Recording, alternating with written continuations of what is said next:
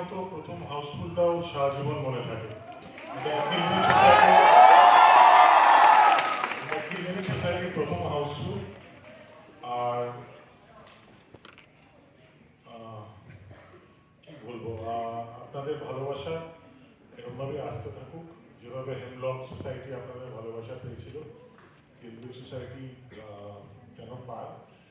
এবং ওই যেটা শুরুতেই ছবিতে বলা হয়েছিল সেটা সবসময় মনে রাখবেন যে মানসিক অবসাদ আসতে পারে, দুঃখ আসতে পারে, কিন্তু লড়াইটা করে যেতে হবে, নিজের লড়াই করে যেতে হবে। যদি নিজের লড়াইয়ে মনে হয় যে একটু দুর্বল লাগছে, পেশাদার সাহায্য নিতে হবে, কিন্তু ওই জীবনের কিনারাতে যেরকম রূপম এবং সিধু গেছেন, হাতটা ধরে তুলে তুলতে হবে, ঠিক আছে?